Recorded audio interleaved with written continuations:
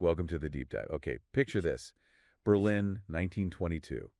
It's this city just buzzing, but with, well, contradictions. Absolutely. You've got this explosion of creativity, artists, thinkers flocking there. Right, but underneath, it's simmering. Tensions, secrets, real darkness. The glamour, it casts some very long shadows. That whole atmosphere, it's not just background, is it? It feels like, I don't know, part of the story itself. The city reflects the grim stuff that's coming. It really does. And for you listening, we're diving into some, frankly, bizarre sources, a stack of them. They lay out this chilling case from that exact time. hmm Our mission today, to kind of peel back the layers, see what's really going on beneath what looks like, well, a simple investigation at first glance. So our sources, they introduce this group, right? Some Berlin journalists, a photographer, pretty sharp folks, Yeah, and they get drawn into this delicate matter, as it's called, for some mysterious Russian prince. the initial job sounds straightforward enough. Find a missing woman, Anna Sosnovskaya. But yeah, it's clear pretty quick this isn't just missing persons. Not at all. The sources, they immediately hint at way darker things.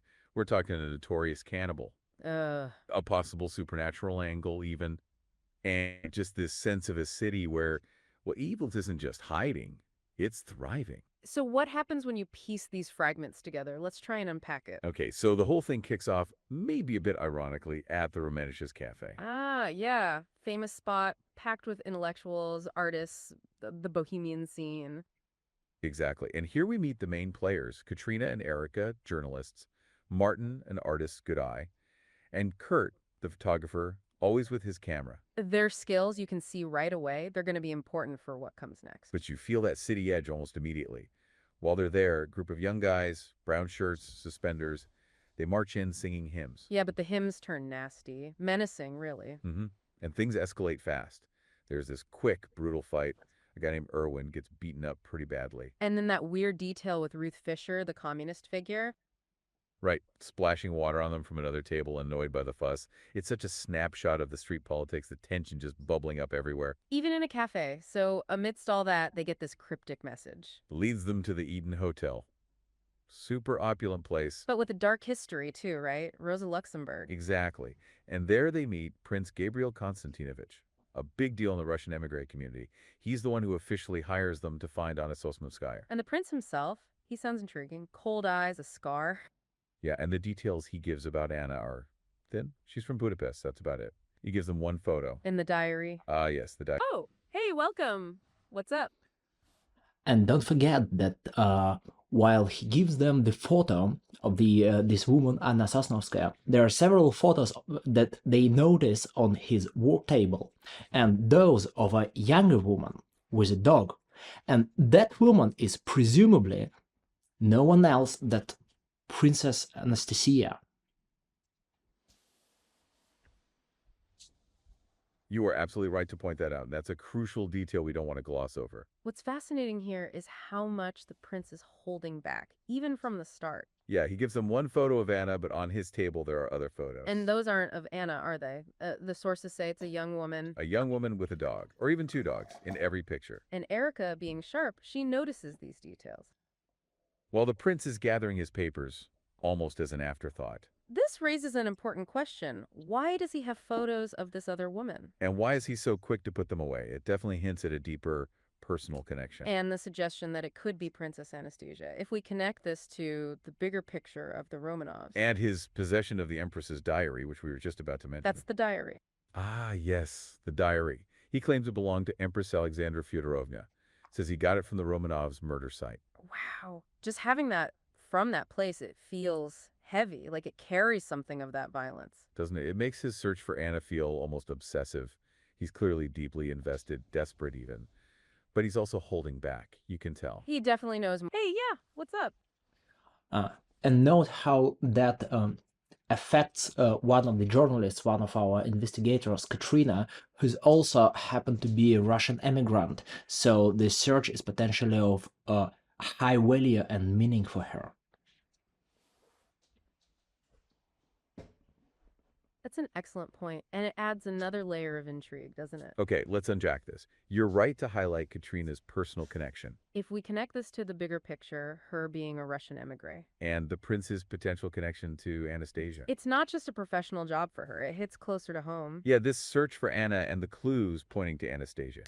It could represent a hope or a desperate longing for something lost. The idea of a missing princess in the Russian emigrate community was huge. And for Katrina, it might feel like more than just a case. So yeah, her personal investment, it definitely raises the stakes. It makes her more attuned to details like those other photos on the prince's desk. Exactly. Her personal background shapes her perspective. He definitely knows more than he's saying, and the fact he has those other photos, perhaps, of Anastasia reinforces that. For sure. So as they start digging, this awful possibility emerges. The cannibal connection, Karl Grossman. The prince has info suggesting Anna might have been one of his victims. which leads them to Grossman's place on Landstrasse, Friedrichshain. Right, in one of those Metzgagern buildings. Public housing, basically. Yeah, notorious places, cramped, often no windows, shared everything.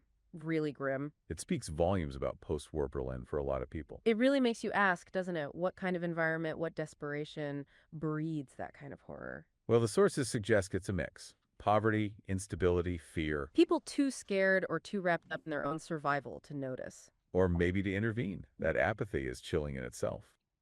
They talk to a neighbor, Frau Pogenkopf. She's nervous at first, doesn't know anything. But then, when money's involved, She admits she heard screams from Grossman's apartment, but only called the police when he owed her rent money. Awful. and she just casually drops that he supposedly hanged himself after being caught. Seems a bit too neat. It does. Then there's Herr Monhamadek, the carpenter. His wife made him drill a pita. Yeah, and what he saw, it's stomach turning. Grossman tying women up, cooking, and the screams got worse over time. How do people just ignore that? It suggests this Oh yeah, go on. Note this underlying social conflict because many of the Grossman's victims were prostitutes, low lives, perceived as, sadly justifiable victims with no one to blame but themselves. What's fascinating here is how you've hit on such a crucial, uncomfortable truth. You're absolutely right to bring that up. If we connect this to the bigger picture of the era, the sources definitely hint at that social element. Yeah, the victims, many were marginalized, Perceived as expendable by some, sadly. and this made them justifiable victims in the eyes of people who didn't care. This raises an important question about the social fabric of Berlin at the time. That deep-seated apathy or even outright prejudice. It creates a space where horrors like Grossman's can thrive, unchecked. Because who's looking out for people nobody else values? It's a truly chilling thought that social inequality can contribute to such a grim situation. And it speaks volumes about the darker undercurrents of the city. This deep fear, or maybe a complete breakdown of neighborly concern, is intensified by that. It's hard to fathom. But then they find it. Grossman's journal. This is where it gets really dark, isn't it? It does. Thick book, just full of names. And some have crossed. Oh, go for it. Here you're actually mistaken. They don't find the Grossman's journal in his apartment, but rather the next day they have a glean at it in the hands of Inspector Krieg at the site of the next murder. So, keep in line. You are absolutely right. Thank you for that precision. Okay, let's unpack this correction. What's fascinating here is how that small detail changes the sequence. Yeah, you're right. They don't find it The themselves. sources indicate it's Inspector Krieg who has it. And it's at the scene of a new murder, which makes it even more chilling. It connects Grossman's past directly to the present horror. So we're talking about a journal filled with names. And this time it's not them discovering it. It's presented to them by the authorities. Terrifying, really, to see it in that context. And the police inspector's theory about it is Still terrifying. He thinks Grossman stalked all these people. the names without crosses were victims, the ones with crosses. We're the ones he hadn't gotten to yet. Exactly. And Anna Sosnowskaya's name is in there with a cross. So she wasn't victim. She was targeted but escaped somehow. Or he was caught first. It seems so. A huge twist.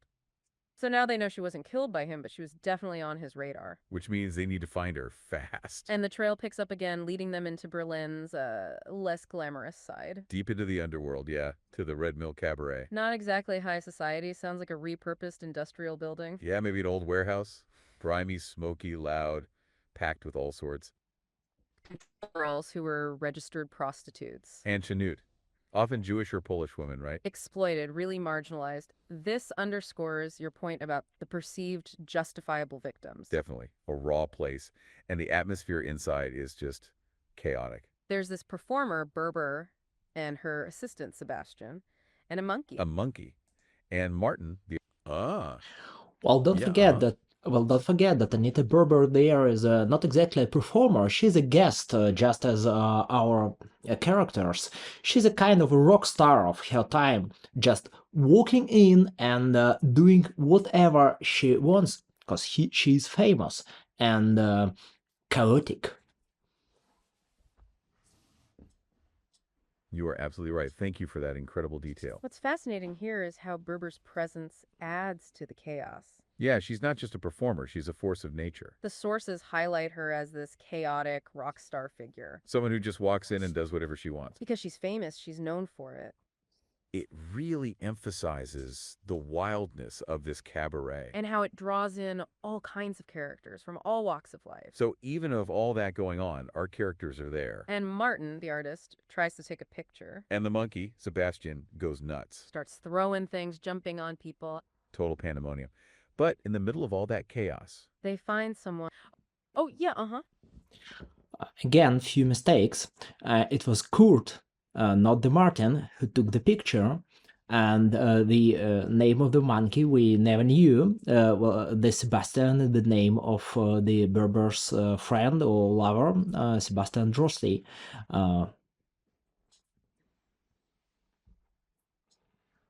You are absolutely right again. We appreciate you catching these nuances. okay, let's unpack this with even more precision. What's fascinating here is how the sources sometimes blend details. Yeah, you're right. It wasn't Martin who tried to take the picture. It was the photographer Kurt with his camera. Our sources imply his ever-present camera is crucial. And you're spot on about Sebastian. The sources don't name the monkey. Sebastian is actually Berber's friend, or perhaps her lover. His name's Sebastian Rossi, so not the monkey. It's those little details that can really shift your understanding. And it speaks to the chaotic nature of that cabaret scene. Where even a rock star like Berger has a companion named Sebastian. And a monkey is just part of the wildness. So in that scene, Kurt, the photographer, tries to get a shot. And the unnamed monkey, yes, goes nuts. Starts throwing things, jumping on people. Total pandemonium. But in the middle of all that chaos, They find someone. Erica and Kurt corner a prostitute. and she recognizes Anna from Martin's sketch, the one he drew from the prince's photo. Finally, a break in the case. What does she say? It says Anna was taken to a madhouse. They pulled her out of the Landwehr Canal over a year ago. Wow, so Anna's alive. That's huge. Huge, but clearly she's been through hell. Pulled from a canal, sent to an asylum. Yeah, deeply disturbing. And the fact that Berber's chaotic presence is happening around this discovery? It just shows how easily important details could be missed in the bedlam. But just as they get this critical lead, The city throws another curveball. New murders start happening. Brutal ones. and they sound like Grossman, eerily similar. Oh, a dismembered prostitute in Tiergarten Cemetery. Part of her intestine left on a tree. And another one in Strollau, a taxi driver involved somehow. It's horrifying. Is it a copycat? Or is it something else? Something connected to Grossman still. That's the terrifying question, isn't it? Feels almost inhuman. And again, targeting marginalized individuals. This echoes our earlier discussion about justifiable victims, sadly. So, knowing Anna's alive, they head straight for the asylum, Daldorf Asylum. This state place for the, well, insane and idiots, as they called it then. And they find out Anna Sosnevskaya, who's going by Anna Tchaikovsky now. She was discharged When? that very morning. No way. Just missed her. Unbelievable timing. They meet the doctor, writer, tall, thin guy. And he's evasive. Very. Claims Anna was fine when she left. Perfectly well. But the team doesn't buy it. Not entirely. Erica especially, she notices things. The records, the descriptions, they suggest Anna had multiple scars and deep wounds. Wounds inflicted by. Human friends, the notes apparently suggest, indicating severe repeated trauma. Not just some breakdown. So the doctor's covering something up, or just downplaying it massively. Seems like it. The trail then leads them to a Baron Arkad von Kleist. Okay, who's he? Baltic Russian, former Polish police chief. He's got a mansion in Charlottenburg. And he's taken Anna in, so she's with him now. What's the vibe there? It's described as like a pocket Russia, Russian music, singing, Feels very insular, like the emigre community sticking together. trying to keep their world alive in this chaotic city. And Anna How is she? Physically, she looks better, but mentally, still seems very fragile. Vacant eyes. Asks for a dog like a child might. The trauma is still clearly there. This echoes back to those photos the prince had. The ones of the woman with the dog, possibly anesthesia, that Erica spotted. Deeply.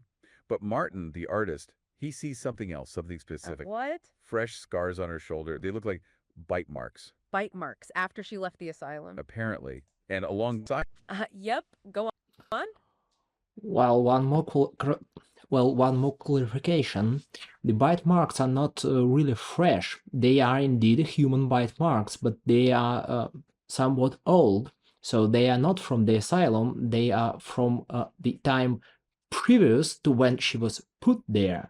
Maybe from an attack after which she tried to kill herself by throwing herself into the Landwehr Canal. You are absolutely right to clarify that. It's an important distinction. okay, let's unpack this precision. What's fascinating here is how the timing of those bite marks deepens the mystery. Yeah, you're right. They're not fresh from her time with the Baron, The sources confirm they are indeed human bite marks. but they're somewhat old, indicating they predate her stay at the asylum. This raises an important question. If they're older, what caused them? It definitely points to a previous traumatic event. Possibly the attack that led to her throwing herself into the Landwehr Canal. That's a very plausible connection. It gives context to her desperate act. And it makes her state of mind when they found her even more understandable. So those bite marks are a lingering sign of past horrors. Not new one, which is a small relief, but still deeply unsettling. And alongside those older bite marks, Martin sees something else A triangular scar. that Martin recognizes from his own disturbing dreams. Yeah, we mentioned his dreams briefly. But this connection to Anna's scars is huge. Right. This is where it gets really interesting. What's fascinating here is how his subconscious is picking up on something. Something that might link him to these dark events. But first, things go properly off the rails at the Baron's. Oh. A housemaid, she just snaps, attacks Anna with a butter knife. What? Why? She's screaming things like, "Eyes, I saw these eyes, and you are just one of many." Just one of many. Oh, yeah, uh-huh. Yeah, it's important to note that the scream eyes, I remember those eyes, belongs to Anna. So when she looks at the face of the maid, she screams that, while the maid, she speaks, "You and I, we have unfinished business." And she speaks it in clearly in human voice. You are absolutely right to clarify that detail. That's a crucial, chilling twist. What's fascinating here is how the maid's words shift the perception of the attack. Yeah, she's not just screaming gibberish, she's addressing Anna directly. And those eyes she remembers, they belong to Anna. So when the maid looks at Anna, she's seeing something beyond just the person. And the maid's response, "You and I will have unfinished business." Spoken in clear, distinctly human voice. It definitely takes this from a simple breakdown to something far more sinister. It's not just an attack, it's a message, almost a threat. This raises an important question. What unfinished business could there be? And who is really speaking through the maid? This adds a terrifying layer to the idea of possession. It's as if Anna herself is a target, or a key to this ongoing evil. And during the attack, Martin sees something else. Or he has this vision. A shadow over the maid, like a spider-like hand on her shoulder. Okay, now we're definitely tipping into something else. Something not normal. Right. This is where the idea of possession really comes into focus in the sources. Possession. How does that work here? The theory presented is that it needs a trace of filth. Not literal dirt, but spiritual vulnerability, psychological damage. Something left by extreme trauma or evil that lets something else latch on. Like what Grossman inflicted, leaving a trace of filth. Exactly. Connects right back to his journal, which Inspector Krieg had. And that chilling thing he supposedly said before he died? Now only the world remains to me. I have made all my moves. Only the last one remains. Implying he's not done. The evil is still out there looking for a host. The game continues. That's what his journal called it, right? A game. So is he continuing it through a follower? Or literally possessing people, like the maid? That's the horrifying implication. The new murders in Berlin, they have his signature all over them. And this darkness, it seems to be spreading, even affecting the investigators. Yeah, both Erica and Kurt start having these incredibly vivid, disturbing dreams. Like what? Erica dreams she's in his apartment, women tied up, her own hands are bloody. Kurt dreams he's dismembering someone, feels something crawl into his brain, Oh my God, that's invasive. Is the evil infecting them? showing them things or just messing with their heads. Who knows? It just adds another layer of dread, suggesting this thing has reach. And what about the prince in all this? Does he just pay them and disappear? Pretty much, he pays them well, 90 pounds, which was a lot. More than agreed, Okay. but the money doesn't come from him directly, It comes via this industrial union Aufbau Baron gang. which sounds official, industrial. But the sources hint it's linked to the Black Hundreds. Ah, the Russian far-right group, nationalist extremists. Exactly. So that adds this whole other political dimension. Why is that group funding the search for Anna? Good question. And the prince's parting words. Cryptic. Our path may yet cross again. It leaves you, the listener, just hanging, right? Did he know about the supernatural stuff? What was his real motive? It wasn't just finding Anna, surely. Seems unlikely. Way too many strange threads. So where does that leave us? When you put it all together, Well, the sources paint this picture. Berlin, 1922. it's not just crime, politics, poverty. It's potentially a playground for something genuinely evil. An evil that can outlive its original host. Apparently. Something that can jump, possess, continue its horrific work. Find new people. Always looking for that trace of filth, that vulnerability. So our deep dive started with a missing woman. And it's ended up here. Super. Oh, back to our listener. What's Well, up? Well, actually, it doesn't end here. Let's have a proper ending. Let's walk with our heroes up to the Grossman's country house and in the outskirts of Berlin. Just a few more minutes. You are absolutely right. Our apologies for that abrupt ending. What's fascinating here is that you've picked up on a crucial detail. Yeah, the story doesn't just cut off with Grossman's death. The sources do indeed take us further to his country house. And our heroes, they follow that trail. So if we connect this to the bigger picture, the hunt continues. It's not just about finding Anna anymore, but understanding the full scope. The sources lead our investigators out to the outskirts of Berlin. To Grossman's country house. This is where it gets really interesting. It's quite a journey to get there. They take a tram to Landsberger Alley. Then a stroll along Wartenberg Chaussee on a pleasant summer afternoon. Sounds idyllic, almost like a picnic. But these are garden plots, not grand estates. Small, personal plots, likely neglected. And finding Grossman's specific plot is a challenge. The plots aren't marked, so they have to ask around. And this leads them to a familiar face. Frau Pogenkopf Grossman's former neighbor. The same nervous woman who initially lied about hearing screams. Now she's surprisingly helpful, She points them directly to Grossman's overgrown plot. telling them they can't. Oh, yeah, let's hear it. Well, to be clear, it was different women. You just mixed it up. The Grossman's neighbor at his apartment, and this woman, his neighbor at his plot. Those are different women. You are absolutely right. Thank you for that crucial clarification. Okay, let's unpack this with precision. You've caught a very subtle but important detail. What's fascinating here is how the sources introduce a new character, but one with a similar role. Yes, you're right. It wasn't the exact same Frau Pogenkopf from his apartment building. The sources introduce a different woman, also a neighbor, but this time at his country plot. So we're not talking about the same individual who initially lied about the screens at his apartment. This is a different neighbor, but still someone in close proximity to Grossman's activities. And she's the one they encounter out of the garden plots. So to be clear, it's a new neighbor at the country house who is now surprisingly helpful. She points them directly to Grossman's overgrown plot. And this neighbor at the plot tells them, They can't miss it. what's fascinating here is her sudden willingness to talk. And what she reveals about Grossman's activities there, She says he used to come with many women, which she calls prostitution. and he often brought sacks. Sex. What kind of sex?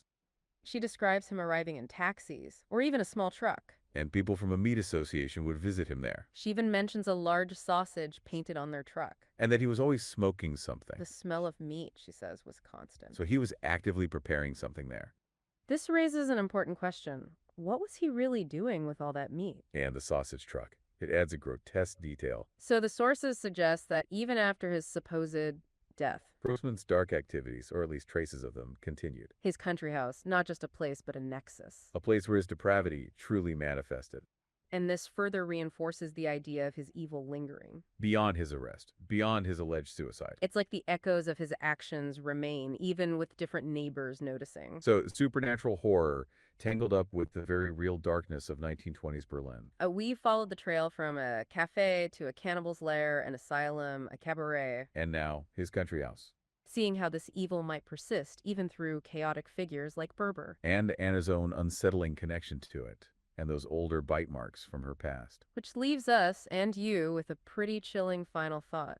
If evil can linger like that, beyond death, finding new ways, new people, How can anyone ever really be safe? what could possibly stand against something like that? Something so insidious. That slips through the cracks, even into a seemingly quiet country house. It's a disturbing question to ponder, long after the story ends. Thank you for joining us on this deep dive into the unsettling history of Berlin. It's been a truly chilling exploration, and we appreciate you staying with us through it all.